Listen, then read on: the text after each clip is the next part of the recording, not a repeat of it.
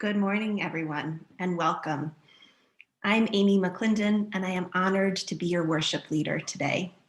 Welcome to UUCP's online worship service.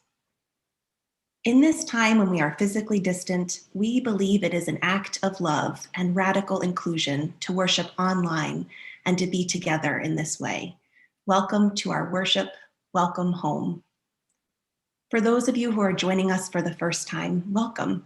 The Unitarian Universalist Congregation of Phoenix strives to be a spiritual community for our time, focused on diverse theological perspectives, radical inclusion, and knowing that issues of justice and equity shape everything we do. With a special awareness for those who have been historically marginalized, we welcome all, of every race, class, ethnicity, immigration status, sexual orientation, gender identity, religious background, mental and physical ability and disability. We welcome your whole self, your family, however you define it, into our worship as we build a community of caring, courage, and hope. Our opening words this morning are from Benjamin O'Keefe. Friendly reminder that there is so much power in saying no. We learn that at 2 years old and then spend the rest of our lives having people try to trick us into believing that it's not true. I invite you to grab a chalice or a candle from your home as we recite our covenant and light our chalice together. Love is the doctrine of this congregation. The quest for truth is our sacrament, and service is our prayer, to dwell together in peace, to seek knowledge and freedom, to share our strength in fellowship. Thus do we covenant.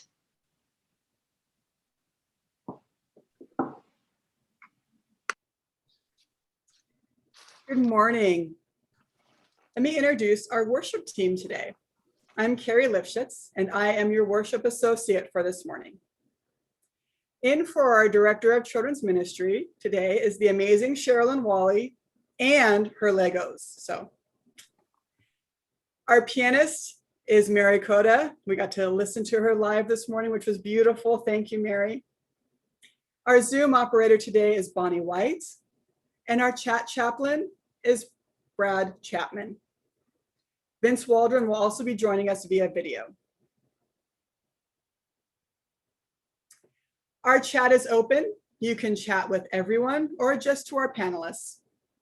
Our service is automatically captioned for maximum accessibility.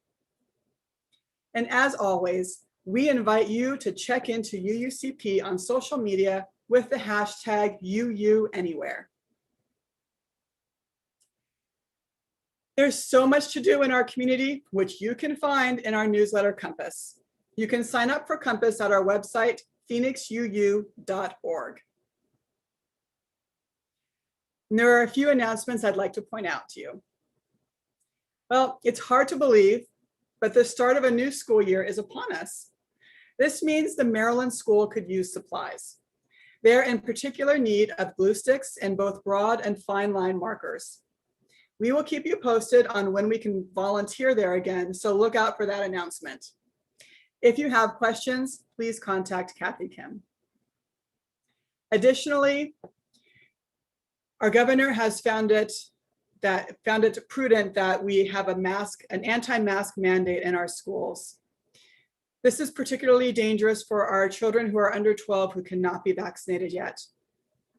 If you are as concerned as I am about this, you can see in the Compass there is a link to a letter you can sign to share your concern about this.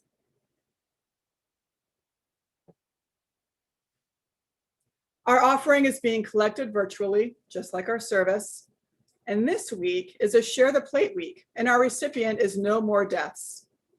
The mission of No More Deaths is to end death and suffering in the Mexico-US borderlands through civil initiative. People of conscience working openly and in community to uphold fundamental human rights. This work includes running a humanitarian aid camp in the remote desert, leaving water and food on migrant trails, operating a search and rescue hotline, and providing legal support for people in detention. Donations to NMD provide material support for these projects. No More Deaths relies on volunteers to provide critical support for a number of projects remotely and locally. If you're interested in volunteering, please email volunteer@nomoredeaths.org, and that should be in the chat as well. We ask you to be generous in your giving to support the mission of No More Deaths. You can text UUCP to 73256. You can donate through the website, or you can send a check. For all that you give, we are so grateful.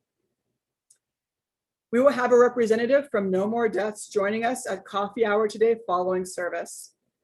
And here's a video from Vince Waldron speaking about his experience volunteering with No More Deaths.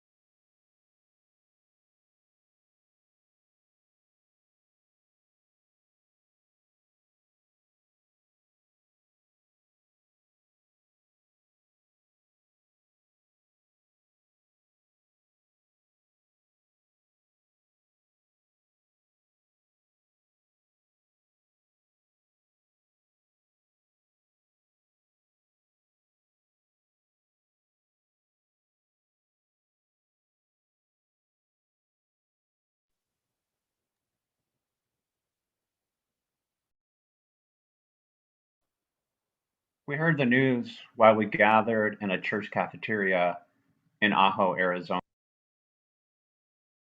Gathered to support the volunteers and staff of No More Deaths. The news was tragic. A 66-year-old man had died just minutes before No More Deaths volunteers could reach him. They'd been searching using the last destination recorded by his fading cell phone. He was 66 years old. He'd worked in the US for 30 years. He was a beloved father, an abuelito. He'd been deported just weeks before by ICE to a land that he no longer recognized. He died finding his way through the desert, trying to rejoin with his family. We had gathered that weekend in a symbolic show of support for the work done by No More Deaths, an organization devoted to supporting the dignity of every person, including undocumented people, fighting their way through one of the most harshest deserts in the United States. On the second day there, my job was to drive a van full of UU clergy, kind of a high pressure job, I might add, deep into the desert over a rocky, sandy road. 20 miles in, our No More Deaths partners showed us what to do.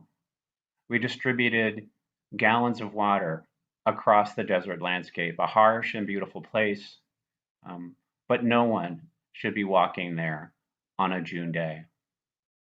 Our second job was to look for human remains. If found, the volunteers would try to notify the families, identify the bodies, and treat them with respect. I'm sad to say that day I saw bones on the landscape.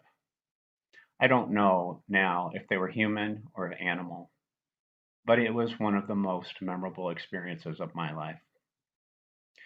Not all of us can support No More Deaths by going into the desert, but today we can support our UU values. We can support the compassion and dignity of every person by giving to support No More Deaths.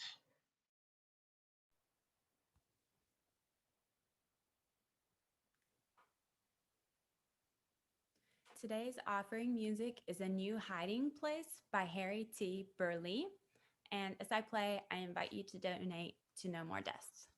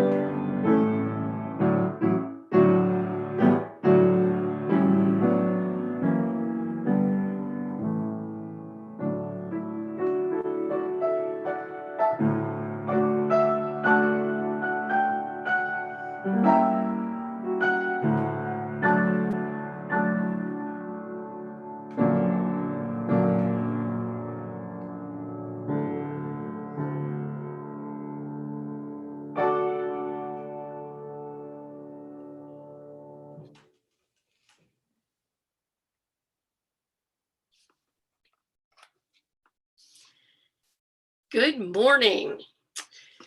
So yesterday was Pioneer Day. What's Pioneer Day, you may ask?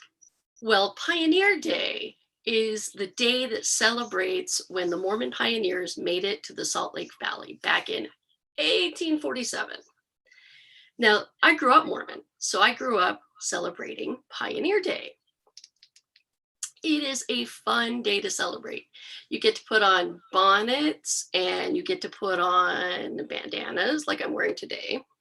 And you get to have homemade root beer and ice cream floats with homemade root beer and lots of water. Okay, that's not the point. So what I had was a third great grandma who came across the plains with the Mormon pioneers.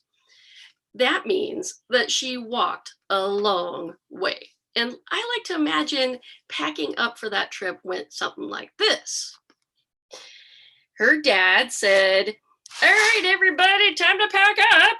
And then he looked at the wagon and said, no, that's not how we do this. Y'all are walking." And they went, "Man." And then he made them all get out. And they had to all get out. And, excuse me, from their one wagon. And then they're like, "Oh, cool." And see, here's my little Anne, the little ancestor. She's like, "Great, let's pack up." And he said, "Cool." And so then they put their cooking supplies in. They made sure they had a barrel of food for the ox and some food for themselves, right? Probably tipped over a couple times then too. They needed a water barrel. Let's see if we can put the water barrel in the back. Make everything fit. It's a tight fit, like one wagon only. Have some veggies here. And then they were like, "Well, Dad, what about all the rest of this?" And he said, "Well, we have one ox cart, and our ox even kind of looks like a dinosaur, so who knows how he's going to do." And she said, "Well, I want to pack everything, including the kitchen sink." And he said, "Nope." And she said, okay, I want to take Mom's dishes." See, her mom had already died, but they used to live in a really nice place back in Pennsylvania. So they really wanted to remember her by taking her china with them all the way to Utah. They were in Illinois, by the way. It's a few states in between. So they packed the china. And you can see he already had his tools packed, and they had a big cooking pot, and they had a washing pot, and they had a little lantern, and here's another lantern. I mean, a bucket and a lantern. And then the other kids are like, ooh, can we take my trophy from third grade? And he said, no. And what about all our suitcases and all of our awesome? No. What about our books? Books are pretty important. Well, you have a choice. You can take a trunk full of keepsakes, art materials, the blanket or the quilt that your mom made, some of the nicer stuff we own, or you can take your books. So they all debated. They talked about it and they thought about it. Well, we're going to try to take our books. So they couldn't take the whole crate full, but they did manage to, they managed to stick some of the books kind of in nooks and crannies. And now, as you can see, there is no room for people to ride. Somebody, Dad, got to sit there and he got to drive the ox team. Only it was just one ox because they were poor. And he said, "All right, everyone, time to go."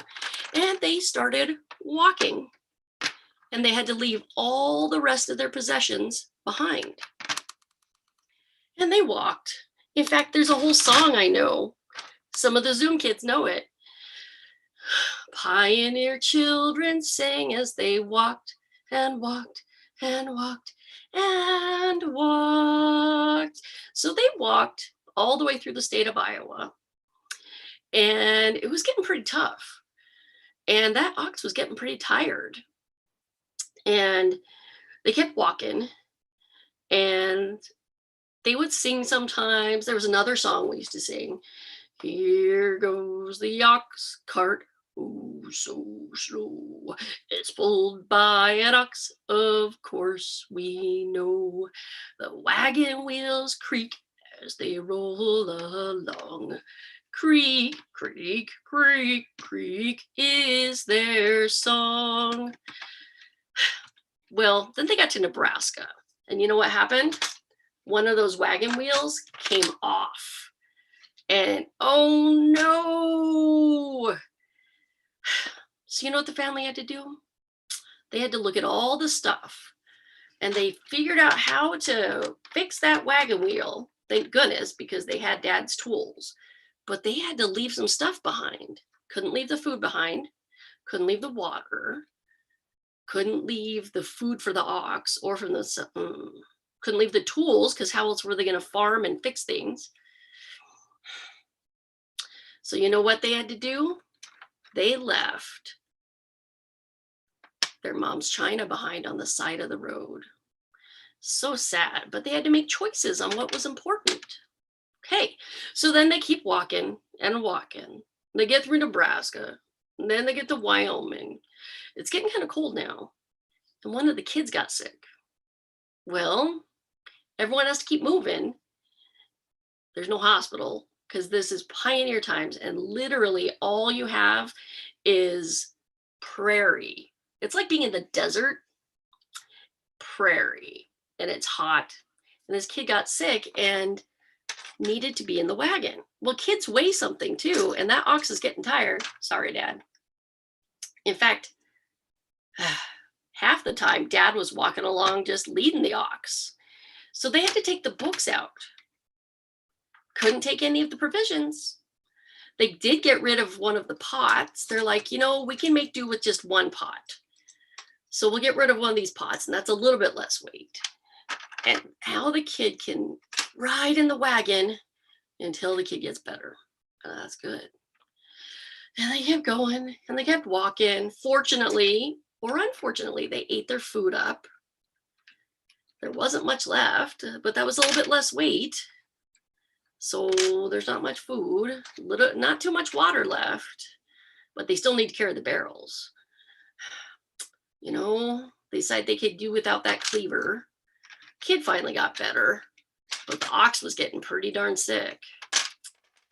You know, they finally made it to Utah, and they got there, and they only had pretty much what they were wearing, a couple of tools like a shovel and a pickaxe, a kind of broken down wagon, and a couple of barrels that there was barely any food in and no water, because they just had to fill that barrel from the river. And they made it. But here's the question they had to ask themselves all along that trail. What is the most important? When you can only take some things, what is the most important to you? And by the time they got to Utah, when they really didn't have much left, they realized that the most important things they had were faith, family, and themselves. So that's a lesson we can carry forward with us. We're not likely to have to walk across the country. Even road tripping is not something we have to do just to move one place to the other and only take a wagon's full of stuff. But the thing we're short on these days is time and energy. And so even though we want to do all the things, sometimes we want to learn all the things, we want to go all the places, we, just like my great-great-great-grandma, have to make choices about, well, what can I take or what can I do?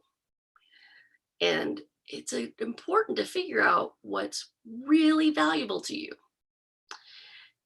And that's your lesson for today.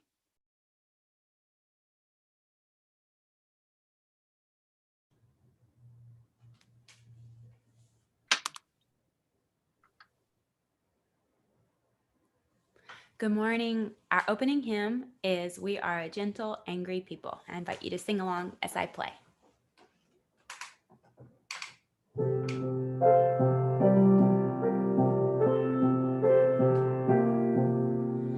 We are a gentle, angry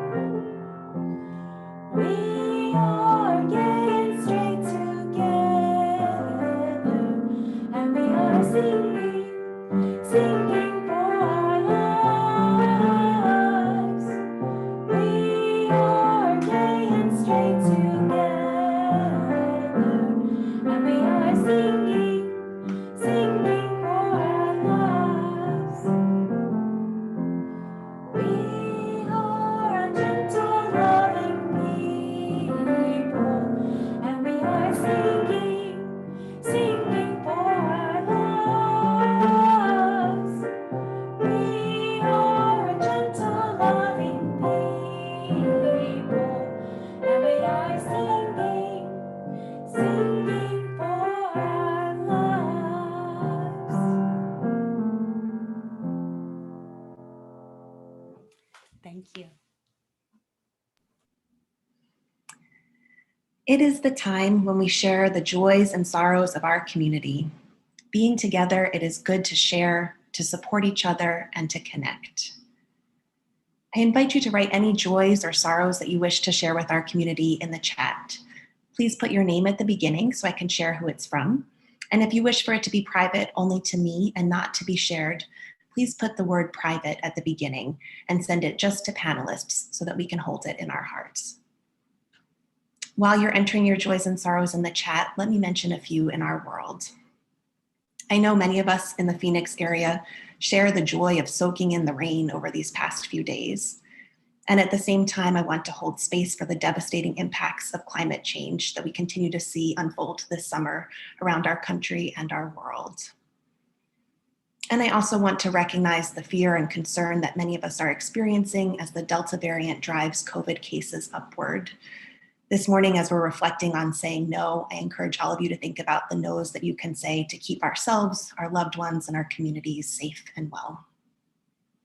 And now I'll turn to the joys and sorrows in the chat.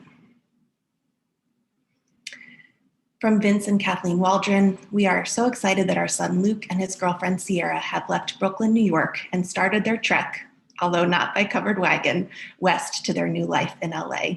Oh, that's so wonderful. Nigel shares the joy that I got to surf for 3 hours today, and I start surf camp tomorrow. Oh, have so much fun, Nigel.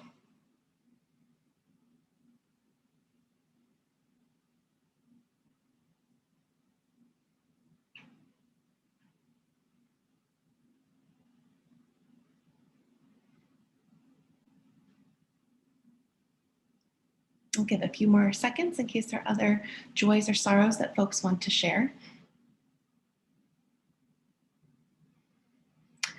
Brad shares, I will get results from biopsies taken last Thursday, this coming Wednesday. Your thoughts and prayers for a favorable outcome are appreciated. Brad, we're all holding you in our heart and sending our thoughts and prayers your way. And Bonnie Frazier shares, I'm excited to visit my sister in cool Colorado, but also am fearful of flying there. Yes, that's that both and. We can feel that excitement and also that fear at the same time. John Reed shares a joy. I managed to get a picture of a dragonfly on the wing while taking pictures of South Mountain. Well, that sounds beautiful. And Chris Waychoff shares, my sister also gets results Wednesday from biopsies this past week. Your prayers are welcome. We are sending so much positive energy to you and your sister, Chris, and to everyone who is in that difficult waiting period this week for all kinds of reasons.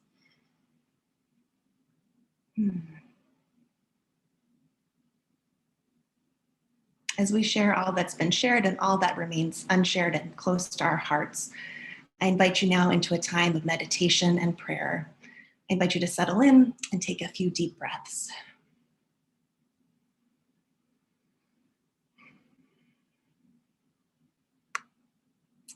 For our meditation today, I offer these words from Cleo Wade.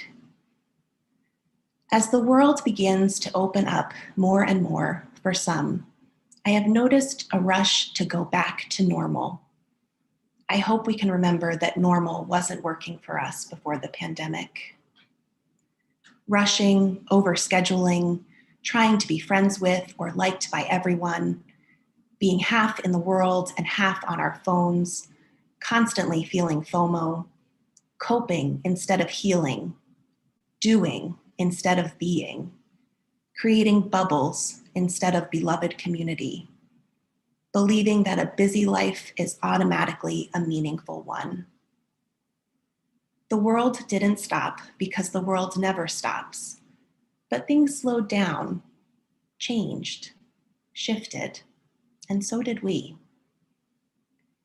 May we take a little bit of that with us into this next era, slowing down, so we can consciously live at a pace that allows us to be more and have more than we did before.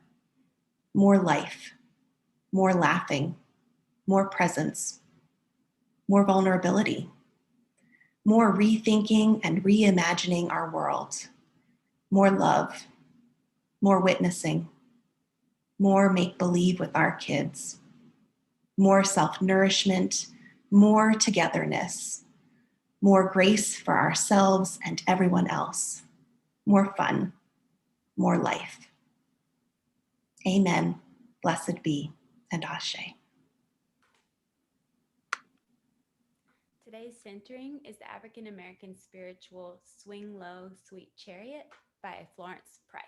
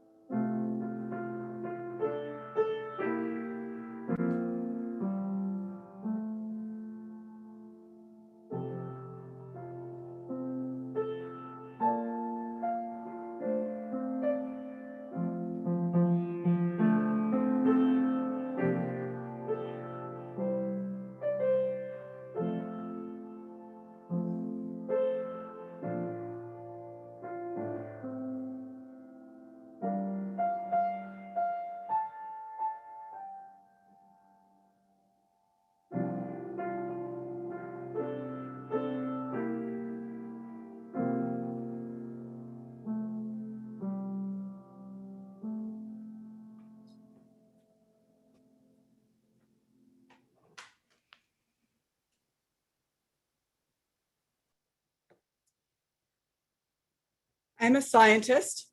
I usually make decisions based on research. When the pandemic first started in March 2020, my family and I were quick to get into the mask wearing and distancing habits. As people got vaccinated and restrictions started to let up, I was faced with a challenge. You see, I've not always been one to stand up for myself. Stand up for a cause? Yes. Stand up for my family? For sure. But for myself, I'll usually go with the flow. I inherited a bit of a don't rock the boat and keep the peace vibe from my mom. It's hard to say no, although my kids will contest that point. It was easier to wear a mask when everyone was required to do it. It got harder to do when many people stopped wearing them. About 2 months ago, some friends wanted to get a glass of wine now that we were all vaccinated. I didn't answer the invite right away because I did not want to be the one to say no. After a day or two, I finally got up the nerve and replied, I'm not really comfortable going to a restaurant yet. I'm happy to host you in my backyard. Turns out, they were totally fine with that. From then on, I found it easier to be the only one in a location wearing a mask. It's easier to say, no, I'll keep my mask on, thank you. Even when we were on a road trip to several national parks a few weeks ago, I proudly wore my mask and looked at people in the eye as if to say, I dare you to say something to me. I've done my research. I know what I believe, and I want to normalize mask wearing, especially for those who cannot be vaccinated. I still like to say yes because I like to keep the peace, but saying no is empowering and, depending on the situation, can be more true to my beliefs.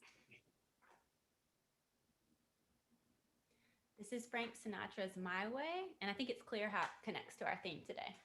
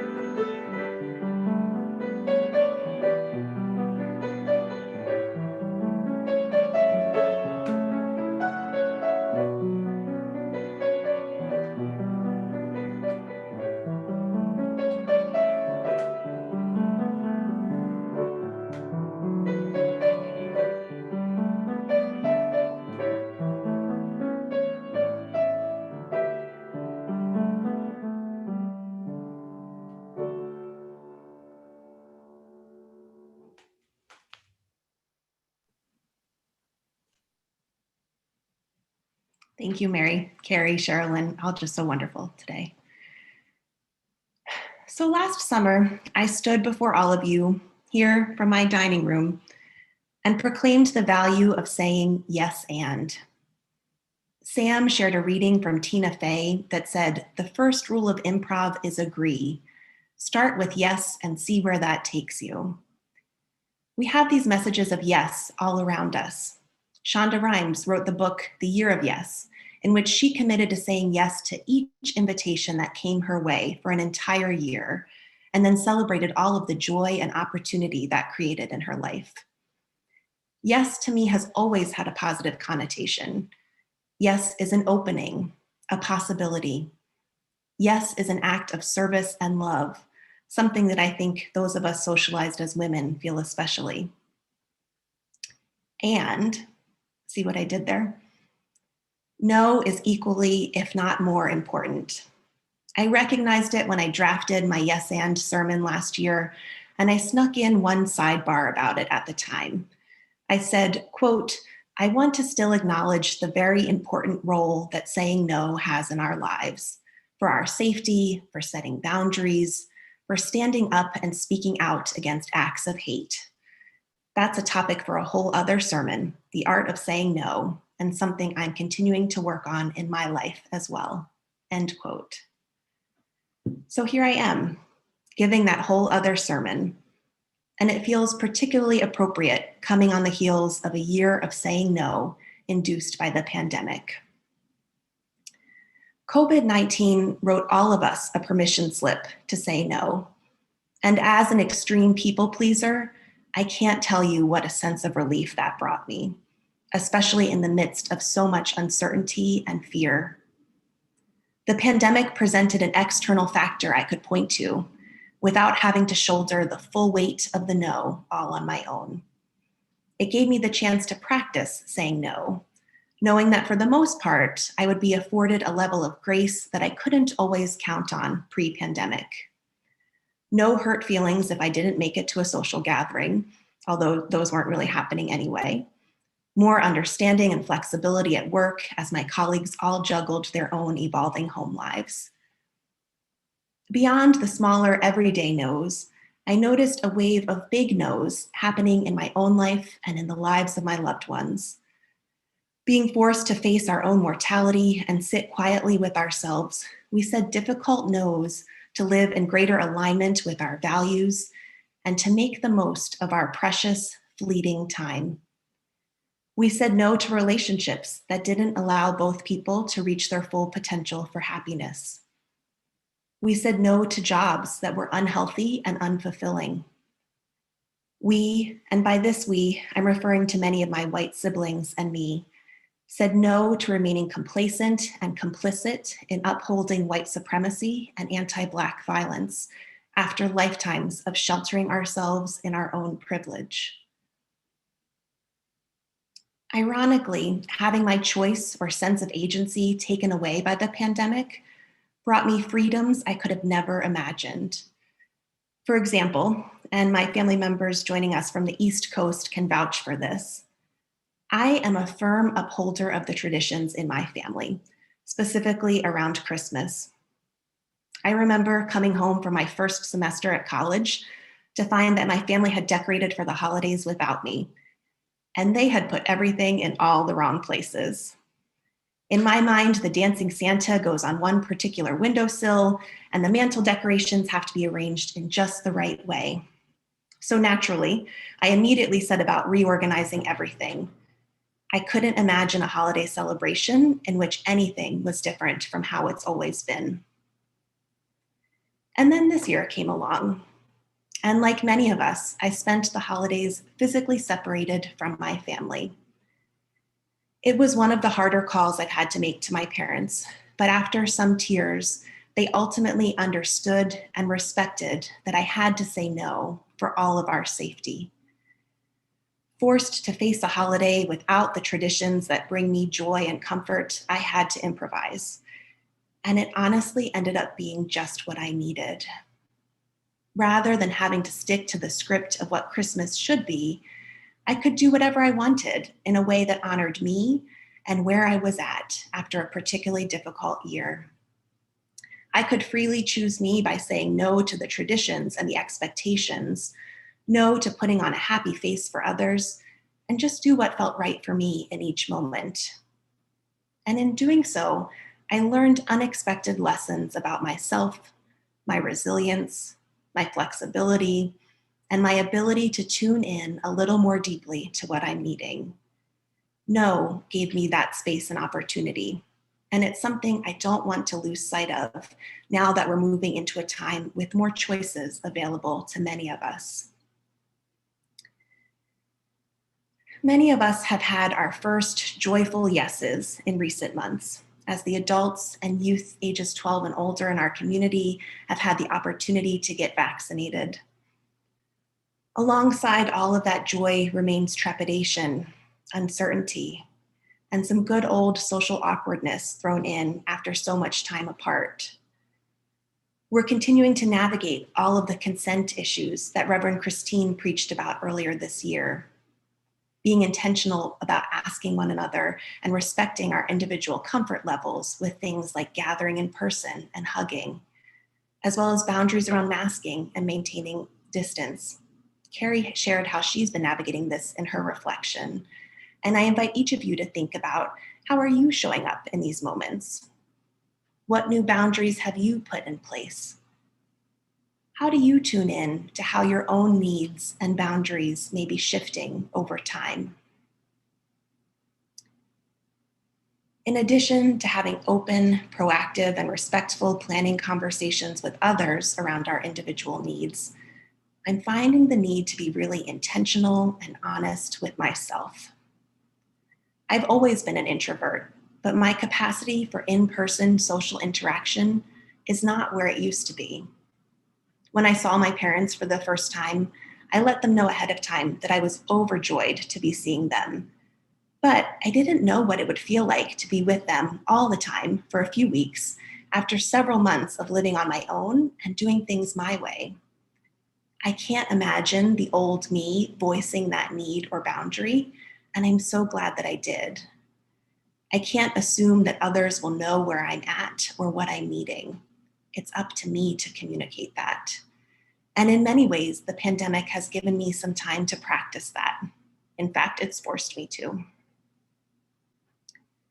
Saying no and building communities and workplaces and homes where we are all empowered to say no, and where we are honored and respected and celebrated in saying no, can bring all kinds of benefits.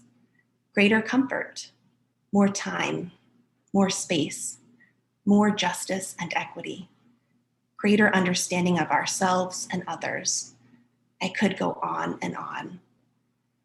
For me, two benefits stand out in particular: choosing and honoring myself and living authentically in alignment with my values. When I think about choosing and honoring myself, it's really about freeing myself to worry less about what other people think and more about who I want to be and how I want to show up in this world. Honestly, it still feels a little selfish, since I've been conditioned to fill in what I need after meeting the needs and requests of everyone else. But I'm working on it, and I'm stumbling and failing and picking myself back up along the way. In Glennon Doyle's book, Untamed, she shares a conversation she had with her daughter, which I'll paraphrase here. Her daughter is worried about telling her brother that she doesn't want to join the same school club that he was in because she doesn't want to disappoint him. Glennon replies, "Every time you have the choice between disappointing someone else and disappointing yourself, your duty is to disappoint that someone else. Your job throughout your entire life is to disappoint as many people as it takes to avoid disappointing yourself." So that leads me directly into my second benefit, that saying no brings us the opportunity to live authentically in alignment with our values. I am most disappointed in myself when I don't speak up for others or for myself, when I don't live out my values. It was a real aha moment for me to realize that boundaries are deeply connected to our values. I heard Nedra Tawwab, author of Set Boundaries, Find Peace, speak on a podcast recently. And she shared that it's hard to create a boundary without knowing what your intention is. You have to have a value that links to your boundary or your no.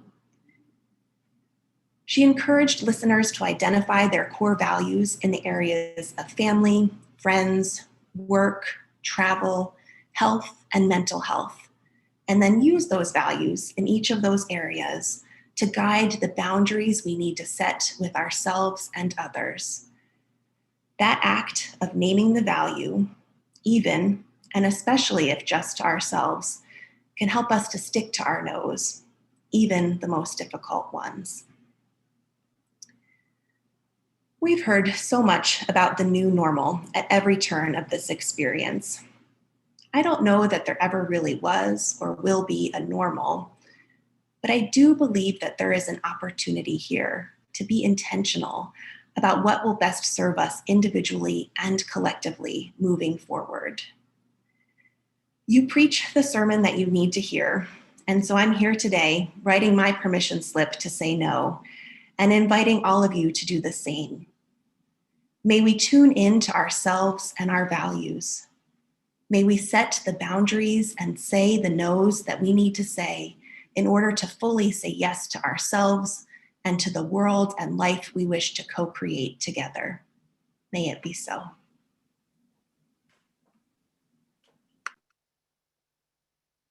Our closing hymn is "Oh, I Woke Up This Morning."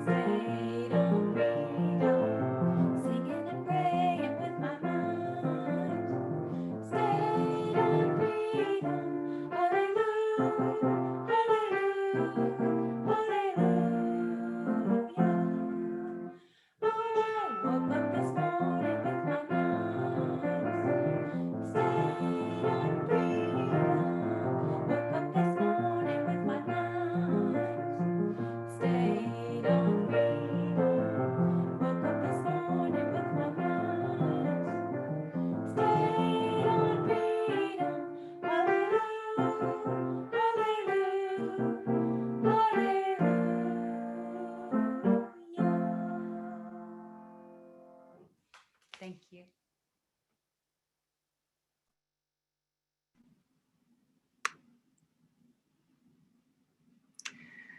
Before closing words, we'd like to invite you to coffee hour after the service.